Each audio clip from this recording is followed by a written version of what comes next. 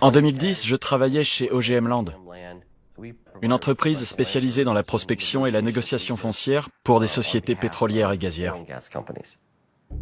Greg Fleniken était mon patron et le directeur de la boîte. J'habitais Houston et je faisais la route tous les jours pour venir travailler à Beaumont. Les collègues vivaient un peu partout. Greg habitait à Lafayette et arrivait le dimanche soir ou le lundi. Et il repartait le jeudi en fin de journée pour rejoindre sa femme Suzy. Quand il était à Beaumont, il logeait à l'hôtel Eleganti. Ce matin-là, on avait calé une réunion assez tôt, Greg, Stephen Foreman et moi. Et quand je suis arrivé au bureau, Greg était absent. D'ordinaire, il était là bien avant moi. J'attendais dans son bureau et j'ai essayé de l'appeler. Il ne répondait pas. Ça sonnait et je tombais sur sa messagerie. Je logeais moi aussi à l'Eleganti. J'ai donc appelé l'hôtel et demandé qu'on me passe la chambre de Greg. Pas de réponse non plus. J'ai décidé d'aller voir sur place et Tom m'a accompagné. Nous avons pris ma voiture et nous sommes allés à l'hôtel, qui se trouve à quelques minutes du bureau. En chemin, je me souviens avoir dit à Tom, si son pick-up est là, c'est qu'il y a un problème. Donc, en arrivant, quand on a vu le pick-up, j'ai pensé, aïe.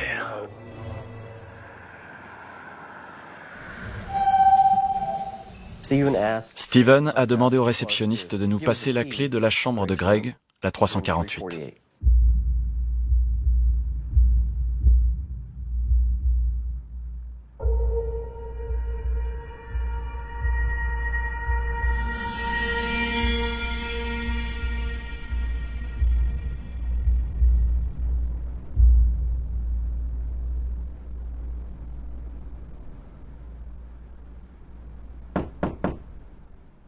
Greg?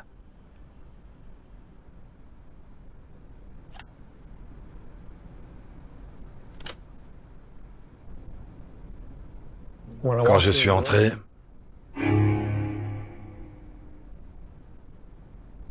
j'ai eu comme un pressentiment.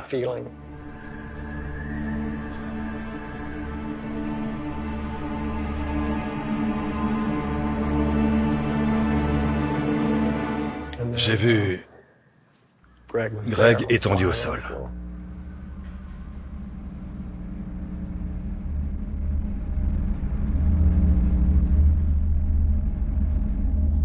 À cet instant, Tom et moi, on a compris que c'était fini. Urgence de Beaumont. D'où appelez-vous? De l'hôtel Eleganti, chambre 348. Bien reçu. Quel est le problème?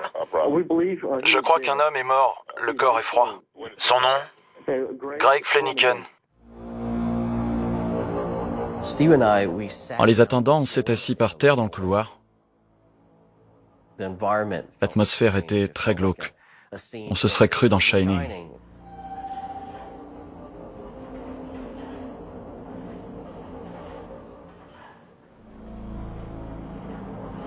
On ne comprenait rien. Il n'y avait pas de sang. J'ai pensé à une crise cardiaque.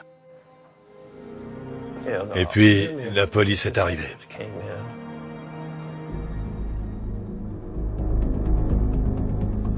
Je connais cet endroit. C'est l'un des plus beaux hôtels de Beaumont.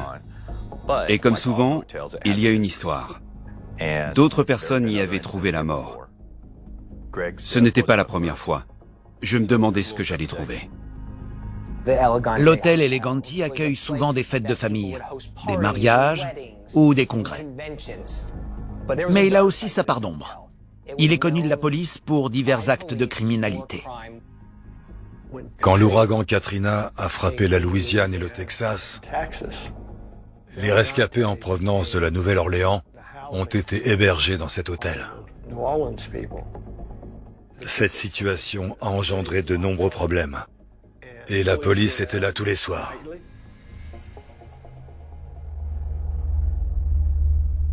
Quand je suis entré dans la chambre, Greg était étendu par terre, le visage à demi tourné vers le sol, entre la chambre proprement dite et le petit sas qui mène à la porte d'entrée.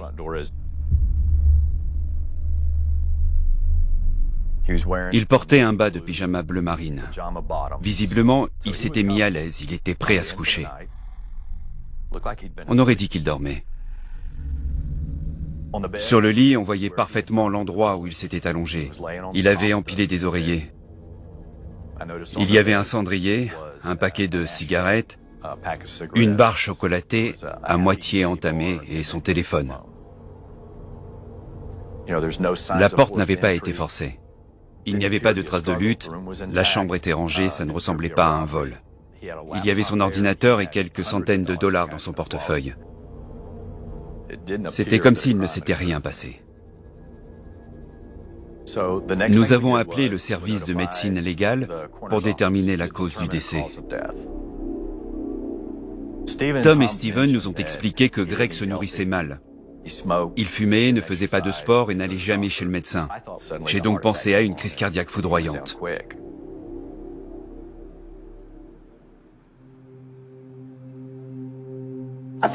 J'ai connu Greg au lycée, c'était mon meilleur ami. C'était quelqu'un de facile à vivre, toujours d'humeur égale.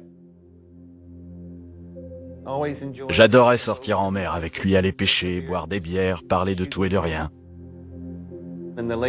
Dans les années 90, il était conseiller foncier pour des compagnies pétrolières et toujours sur les routes.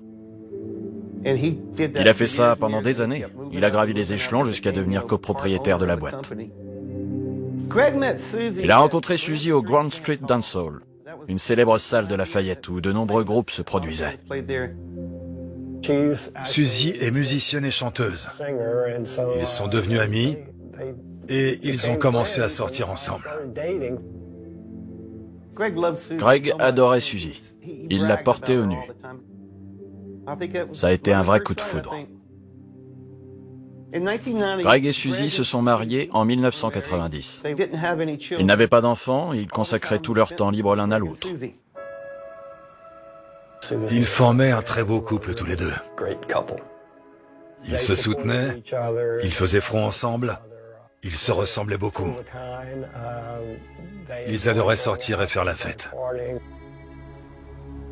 Greg m'avait dit qu'il pensait à la retraite.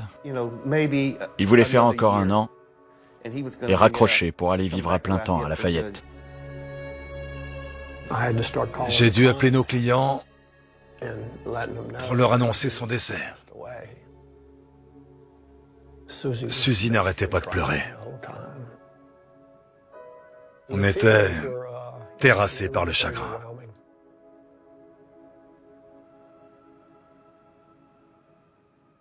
Une autopsie a été programmée pour le lendemain, le 17. Greg avait des hématomes sur les côtes et la hanche droite, sans doute consécutifs à la chute. Mais quelque chose nous a mis la puce à l'oreille. Le médecin légiste a relevé une petite blessure au niveau du scrotum, des contusions qui remontaient jusqu'à l'aine et une hémorragie interne. Il a donc conclu à une mort par traumatisme contondant. Peut-être un violent coup de pied dans l'aine, qui l'avait tué sur le champ. Et dans ce cas, c'était un homicide. À partir de là, les choses se sont bousculées dans ma tête, et j'ai tout reconsidéré. Nous sommes retournés à l'hôtel. Les blessures constatées sur le corps de Greg et les conclusions du légiste, coup porté ayant entraîné la mort, ne collaient pas avec ce que nous avions pu observer dans la chambre. Il n'y avait pas de traces de lutte ni de désordre. C'était un vrai mystère. On va tous se coucher en pensant qu'on se réveillera le lendemain. Pourquoi viendrait-on nous faire du mal? Mais dans la chambre de Greg, le mal s'est invité.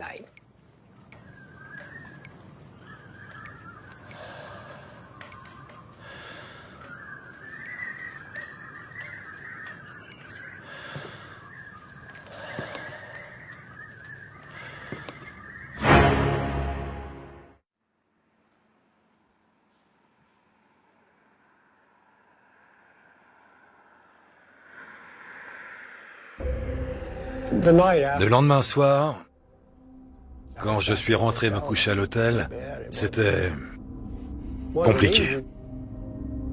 Je n'arrivais pas à trouver le sommeil. Je le revoyais là, étendu. Pendant 3 ou 4 jours, j'ai été très angoissé. Je me disais que ça pouvait m'arriver à moi aussi. Quand la police a fait les constatations, la porte du balcon était ouverte, les rideaux volaient au vent. Et la clim était éteinte. Ce que j'ai compris, c'est que quoi qu'il lui soit arrivé, il ne s'y attendait pas. Il était au 3e étage, la baie vitrée était ouverte, on a donc inspecté le balcon. Quelqu'un était-il entré par là pour l'agresser? Si c'était le cas, si quelqu'un s'était glissé dans la chambre pendant qu'il dormait, c'était effectivement terrifiant.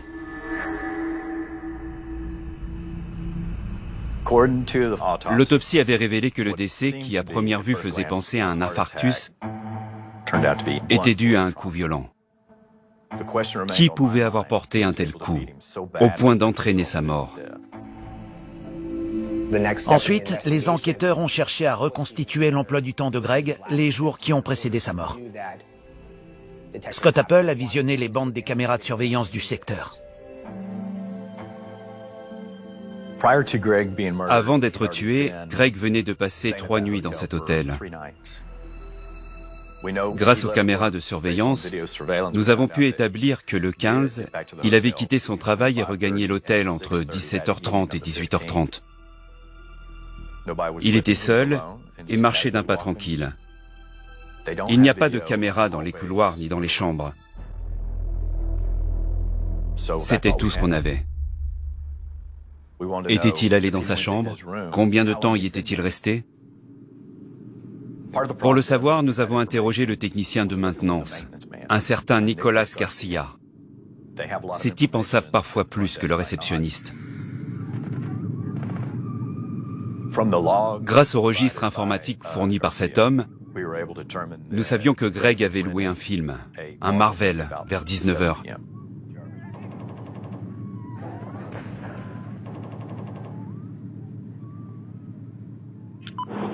C'est bon, ça tourne?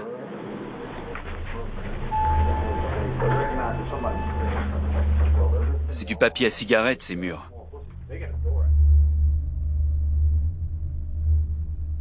On a commencé à faire du porte-à-porte.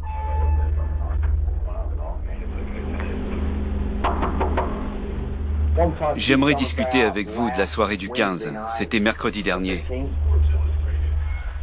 Vous vous souvenez de quelque chose? Vous avez croisé quelqu'un? C'était ça, la civière, l'autre jour? Oui. Mince. Personne n'avait rien vu ou entendu d'anormal. Mais quelqu'un nous a dit que dans la chambre 349, la chambre qui jouxte celle de Greg, des gars picolaient et parlaient fort. Ce n'était pas une grosse fête, juste des types qui s'amusaient. Je suis donc allé voir les occupants de la 349.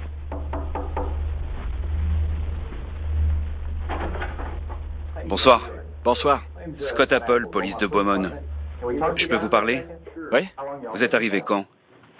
Dans cet hôtel? Oui. Bon, ça fait 2 semaines? le 8 septembre. Vous faites quoi? On est électricien. Ils m'ont dit qu'ils venaient du Wisconsin pour une mission d'intérim. Il y avait un homme à côté la semaine dernière. Et alors? Il a été tué. Qu'est-ce qui s'est passé? Comment? C'est ce qu'on essaie de découvrir. Vous l'avez vu? Vous le connaissiez? Non. Vous avez eu l'occasion de lui parler? Non. Vous savez quoi sur lui? Il recevait des visites? On entendait à la télé, c'est tout. Il la regardait toute la soirée. Il faisait du bruit? On n'a jamais entendu aucune conversation. Ok. Je pense qu'il était seul. Le 15 septembre, mercredi soir. Est-ce que vous avez reçu des amis et fait un peu la fête? On a bu des coups dans la chambre. Ouais. Savez-vous si quelqu'un est venu lui parler? Avez-vous entendu frapper à sa porte? Pas que je sache. En plus, on faisait pas mal de bruit. Ouais, On n'entendait pas ce qui se passait à l'extérieur. bien. Ils se sont montrés coopératifs.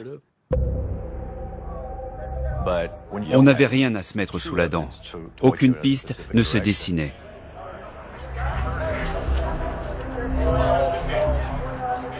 Alors on a échafaudé des scénarios. Comme il n'y avait pas de traces de lutte dans la chambre, on s'est dit que ça avait pu se passer ailleurs. Les murs des hôtels sont parfois aussi fins que du papier à cigarette.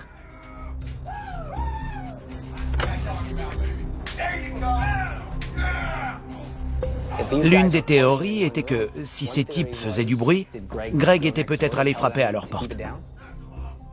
Ils étaient ivres, ils s'amusaient. Est-ce qu'il l'aurait tabassé avant de le ramener dans sa chambre? Ils ont dit que plus tard dans la soirée, ils étaient descendus au bar de l'hôtel et qu'en remontant, aux alentours de minuit, ils avaient entendu quelqu'un parler ou tousser dans la chambre voisine. Ce sont peut-être les dernières personnes à l'avoir entendu vivant. Ça nous a aidés à déterminer l'heure de la mort.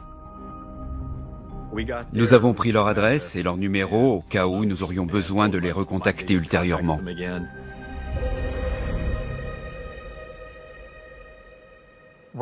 Une enquête pour homicide dans un hôtel, c'est un vrai défi. Les clients sont nombreux, ils viennent de tout le pays, ils arrivent, ils repartent. Quelqu'un qui avait vu ou entendu quelque chose avait peut-être quitté les lieux le matin de la découverte du corps.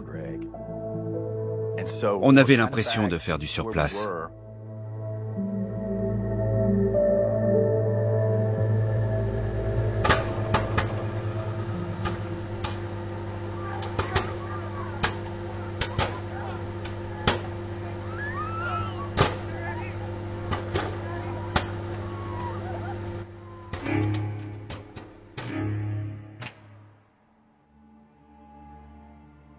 Ce soir-là, Greg a appelé la réception entre 19h30 et 20h pour signaler un court-circuit qu'il avait peut-être provoqué en se préparant du pop-corn dans sa chambre. L'électricité avait sauté au premier, au deuxième et au troisième étage. Un agent de maintenance s'est donc rendu dans la chambre de Greg. Et devinez qui c'était? Nicolas Garcia. Celui-là même qui nous avait aidés en nous fournissant les registres de maintenance. Il était de service de nuit. On pouvait faire appel à lui à tout moment. C'était un vieil hôtel. Il y avait toujours des petits soucis, des courts-circuits. On était là souvent. Il nous connaissait. Je lui avais demandé s'il connaissait Greg, s'il l'avait vu, et il m'avait répondu non. Maintenance. Et voilà que je découvrais qu'il était allé dans sa chambre. Un problème? Tous les voyants sont passés au rouge. Pourquoi mentir à quelqu'un qui enquête sur un homicide?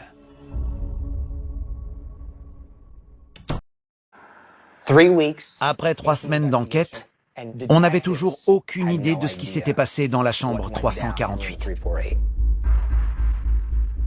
L'inquiétude était à son comble. Après le meurtre de Greg, d'autres clients ont occupé la chambre. Je n'arrive pas à imaginer comment ils ont pu dormir là, en sachant qu'un type avait logé dans cette chambre, qu'il était allé se coucher et qu'il n'en était jamais ressorti vivant. L'enquêteur Scott Apple s'intéressait à tout le monde dans cet hôtel, aux employés comme aux clients.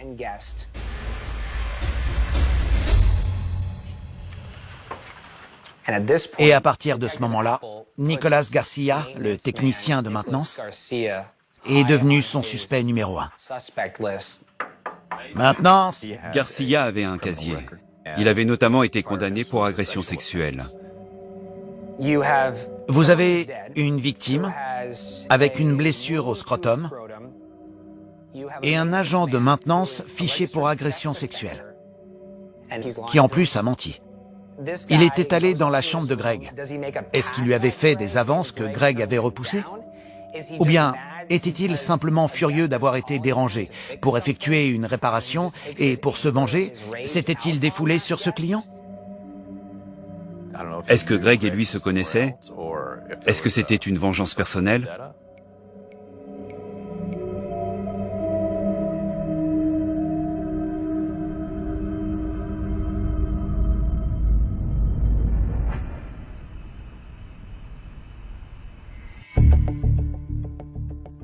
On n'avait aucune preuve. Mais il n'y a pas de fumée sans feu, et là, il y avait beaucoup de fumée. Nous avons donc convoqué Nicolas Garcia pour qu'il vienne faire une déposition. Je lui ai dit, « On sait que vous êtes allé dans cette chambre. » Et je lui ai montré une photo de Greg.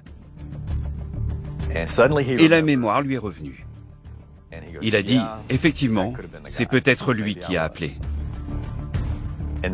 Il nous a expliqué qu'il était monté dans la chambre pour réparer la panne et que Flanagan était bien vivant quand il avait quitté les lieux. Le détecteur de mensonges est un examen volontaire. On a demandé à Garcia s'il voulait bien s'y soumettre, il a accepté. Le test polygraphique était clair. Il avait fait son boulot, réenclenché le disjoncteur et il était parti. Pas d'arrestation, pas de piste. L'enquêteur Scott Apple a donc commencé à s'intéresser à l'entourage de Greg. Il s'est dit que quelqu'un savait forcément quelque chose.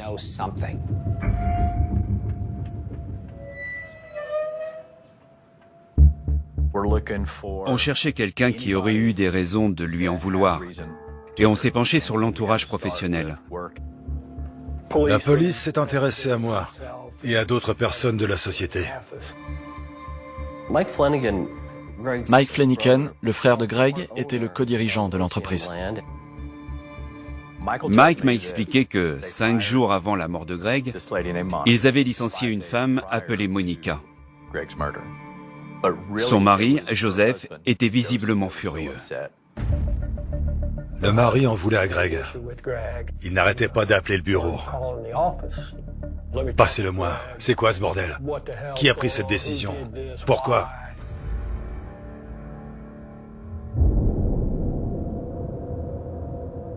Le couple considérait que c'était un licenciement abusif. Mike m'a expliqué que ce Joseph était quelqu'un de très colérique et qu'il s'y connaissait en arts martiaux, ce qui était cohérent avec les blessures infligées à Greg. Comme le couple habitait dans le coin et que Greg avait des habitudes bien établies, ce n'était pas très compliqué de venir le trouver à l'hôtel.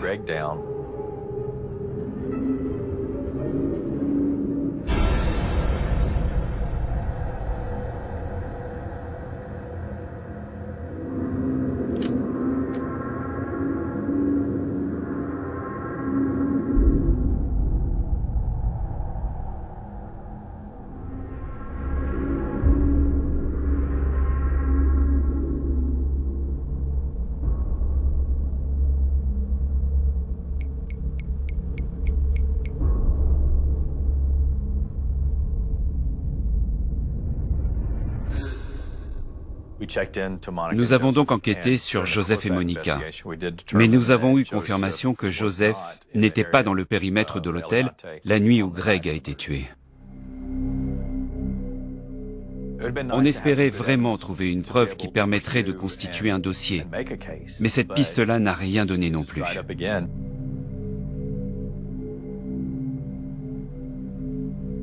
J'avais interrogé les amis, la famille, les collègues. On s'est ensuite intéressé à sa femme, Suzy. En tant que dirigeant d'une entreprise très lucrative, Greg Flanagan avait une importante assurance vie dont Suzy était la seule bénéficiaire. Tout le monde est suspect. Je comprends. Vous faites partie des suspects. Je ne sais pas quels étaient vos rapports.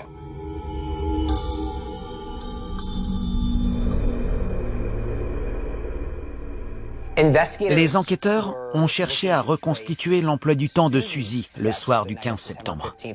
On se parlait 4 ou 5 fois par jour. Mais en fin de journée, il appelait rarement. C'était son petit moment de détente. À 19h37, il m'a écrit « Je t'aime ». Il était à 19h37. Je le sais parce que je relis souvent ce message. Ce sont les derniers mots qu'il m'est adressés. J'en ai encore des frissons. La confirmation de l'alibi de Suzy repose en grande partie sur ce message. Elle était chez elle, à Lafayette, à 200 km de la scène de crime. On ne sait pas à qui en vouloir. Depuis que je sais qu'en fait, il a été tué, c'est comme si la colère se mêlait au chagrin. On a creusé la piste de l'épouse autant qu'on a pu. Mais tout le monde nous répétait qu'ils étaient très amoureux, que Greg était ce qu'elle avait de plus cher au monde et qu'elle n'aurait jamais pu envisager de vivre sans lui. C'est un vrai défi. Une centaine de pistes s'offrent à moi et je dois toutes les explorer. C'est comme ça. C'est la procédure. Ce n'est pas une perte de temps. Non, c'est important. Il faut qu'on sache. On doit tout vérifier. Si je peux faire quelque chose pour vous, on sent les choses quand on interroge quelqu'un. Et elle me semblait très réceptive et honnête. Je m'en voulais. Elle avait perdu son mari. Je voyais bien qu'elle était dévastée et qu'elle attendait des réponses. Et je n'en avais pas.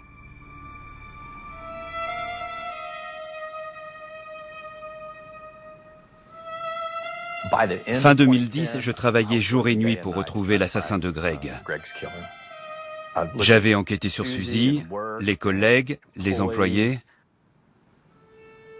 sans aucun résultat. Il fallait qu'il se passe quelque chose. Et Suzy m'a appelé. Elle m'a dit qu'elle comptait engager un détective privé et m'a demandé si j'accepterais de collaborer avec lui.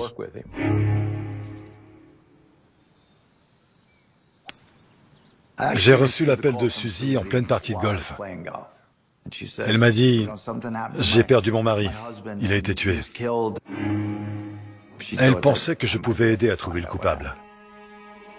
J'ai consacré toute ma vie à la lutte contre la criminalité en occupant diverses fonctions. Puis je me suis tourné vers les affaires non élucidées, parce que ce sont les plus gratifiantes. J'ai été très impressionné par son bon sens et ses facultés d'analyse.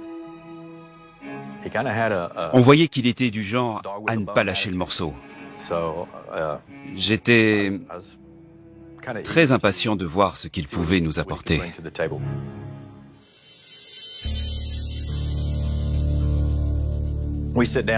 Nous avons commencé à parler de l'affaire. Et il a remarqué que Greg avait un mégot de cigarette entre les doigts de la main gauche. Je n'ai jamais fumé, je n'avais pas été sensible à ce détail.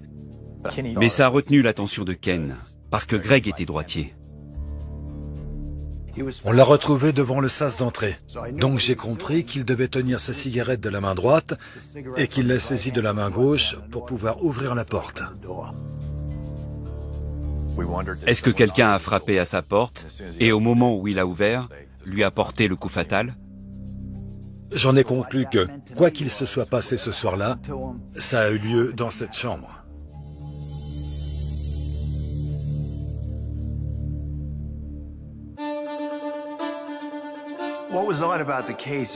Ce que je trouvais curieux dans l'affaire du meurtre de Greg Flanagan, le légiste ayant établi que la mort était due à un coup violent, c'est que rien de la scène de crime n'indiquait que des coups avaient été portés. Il n'y avait pas de sang, pas de désordre dans la chambre. Puis Scott m'a communiqué les photos de l'autopsie. On passait les photos en revue et Ken s'est arrêté sur une image de l'autopsie du cœur. Quand quelqu'un a reçu un coup au thorax, on constate généralement un éclatement de l'atrium droit. Les victimes mortes par coup violent présentent souvent ce type de lésion. Mais il faut envisager toutes les éventualités. Gardez l'esprit ouvert pour voir ce que d'autres n'ont pas vu. J'ai dit, la lésion que l'on observe ici peut aussi avoir été provoquée par une balle.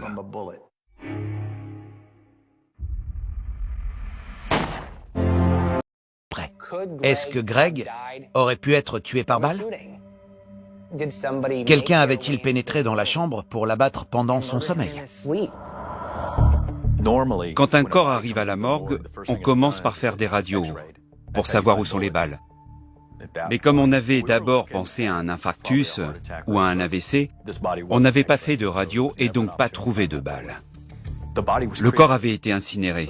On ne pouvait pas l'exhumer pour rechercher la présence de balles. Une enquête criminelle, c'est comme un puzzle, avec des centaines de pièces. Mais on ne doit jamais forcer les pièces à s'imbriquer les unes dans les autres. Dans ce cas précis, on ne pouvait pas se contenter de dire « il a dû être tué par balle ». Il fallait en trouver la trace. Alors on est retourné à l'hôtel Eleganti.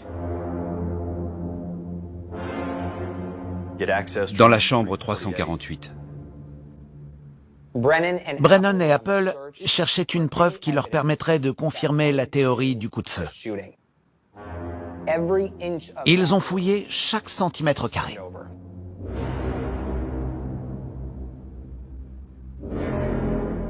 On a tout ratissé. On ne trouvait rien. Et pour finir, j'ai tourné la tête, j'ai regardé le mur et un détail a retenu mon attention. Il y avait une trace, vous savez, comme quand les gosses foncent dans une porte ou qu'on l'ouvre trop brutalement et qu'il n'y a pas de butée derrière. Ça laisse une marque dans le placo. C'était exactement ce genre de trace. Alors, j'ai proposé d'aller voir ce qu'il y avait de l'autre côté du mur. On s'est rendu dans la chambre 349. Et on a constaté qu'il y avait bien un petit orifice circulaire qui avait tout d'un impact de balle. On a fait venir une équipe scientifique, on a glissé une mèche et on a fait passer un faisceau laser. Quand le laser a traversé le mur entre la chambre 349 et la 348, il a pointé sur le lit. Ken et moi, on s'est regardés et on a compris que c'était un moment décisif.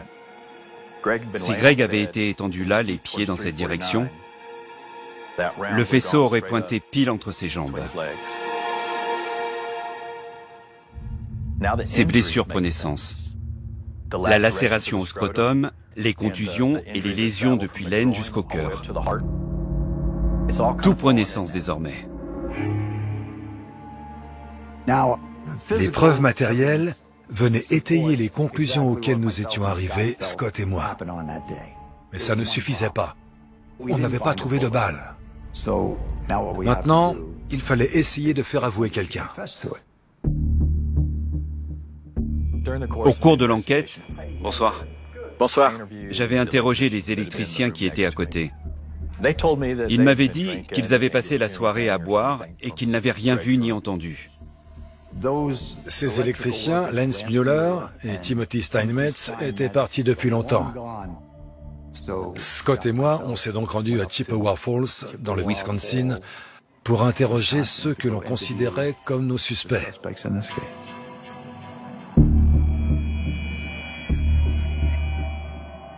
Je m'appelle Ken Brennan. Ok. Je lui ai demandé de nous raconter ce qui s'était passé avec ces mots, pour qu'on puisse tout noter. À quelle heure vous aviez l'habitude d'arriver après avoir quitté le travail?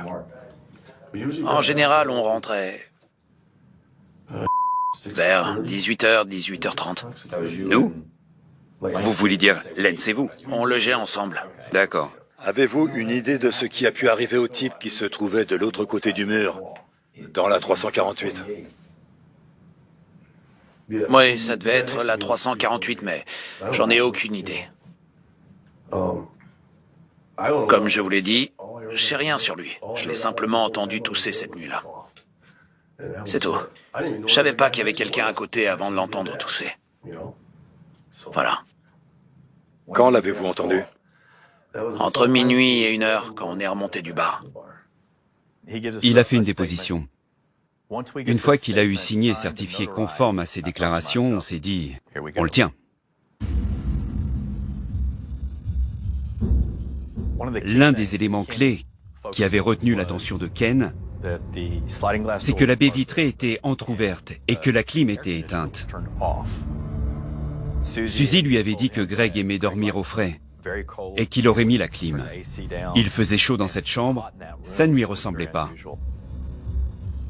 Quand l'électricité a sauté et que l'agent de maintenance a réenclenché le disjoncteur, il n'a pas rallumé la clim. À Beaumont, au Texas, en septembre, il fait extrêmement chaud.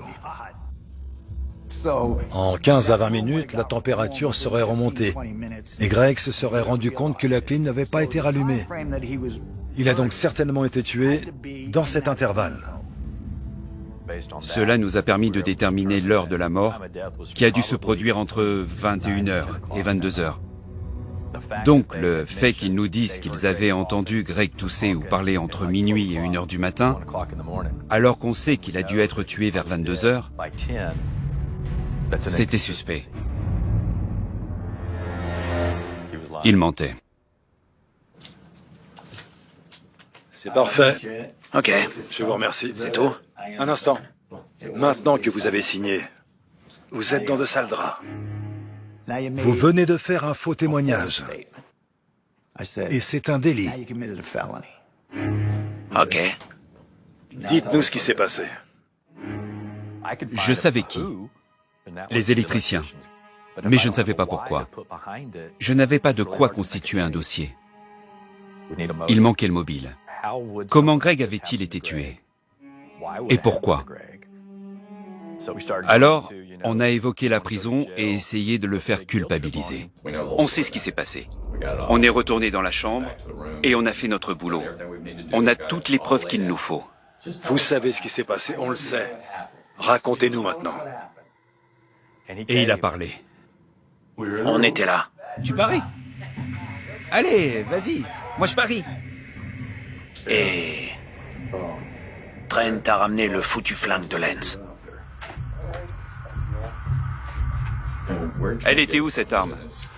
Dans le coffre de Lance. Il l'a laissé dans sa voiture et Trent est descendu chercher un truc dans le coffre. Et il a remonté l'arme? Ouais, c'est ça. Lance l'a sorti de son étui. Oui? Et il l'a chargé. Il a joué avec la gâchette et le coup est parti. Il a cru qu'il l'avait touché, mais il n'y avait pas de sang, rien. Juste un impact de balle dans le mur. Ils ont compris qu'ils avaient fait une bêtise et qu'il fallait effacer les traces. Et c'est là qu'un acte qui était non intentionnel devient intentionnel et que la dissimulation s'organise. Vous n'êtes pas allé frapper à côté pour voir si tout allait bien? Non. Et le trou dans le mur? Le trou, Lance l'a rebouché avec du dentifrice. Après avoir rebouché le trou, Lance Mueller a rangé son arme. Il est descendu au parking et l'a remise dans le coffre de son véhicule. Quelques minutes plus tard, ils sont allés au bar de l'hôtel et ils ont continué de boire. Personne n'a frappé à sa porte. C'était un accident, vraiment. Croyez-moi. Ce n'est pas à nous d'en juger. Un jury en décidera. Désormais, on savait. Il s'est pris une balle. Il a ressenti une douleur intense.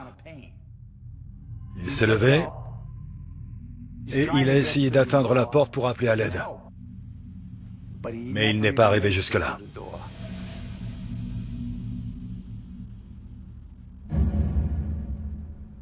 J'ai essayé de joindre Mueller, mais sans succès. Alors, on a demandé à Steinmetz de l'appeler. Quoi de neuf? Pas grand-chose. J'ai dû faire un saut là-bas. Et alors? Bah... voilà. Je leur ai tout raconté. L'histoire du flingue? Ouais. Tu déconnes? Non, pas du tout. C'était un accident, bon sang. Lance Mueller a rebouché le trou avec du dentifrice. Il a rangé l'arme à feu. Il l'a confiée à un ami pour la mettre à l'abri. Et après, il est allé voir un avocat. Ce n'est pas un accident. C'est un meurtre. Si Mueller avait prévenu quand il a tiré, s'il avait appelé la police et expliqué que le coup était parti par accident et qu'il venait de trouver le corps de Greg, il risquait tout au plus une inculpation. Pour homicide par négligence, pour avoir manipulé une arme dans un hôtel. Il aurait écopé au maximum d'une peine avec sursis, mais le fait qu'il ait cherché à dissimuler son acte, pour le procureur, ça a changé la donne. On doit assumer la responsabilité de ses actes. Lance Mueller est passé aux aveux. Il a été arrêté et extradé au Texas. En octobre, Mueller a été jugé pour homicide involontaire, meurtre au 2e degré. Steinmetz et Trent Pisano n'ont pas été condamnés, parce qu'ils n'étaient pas directement impliqués. Mueller a plaidé coupable et a écopé d'une peine de 10 ans de prison.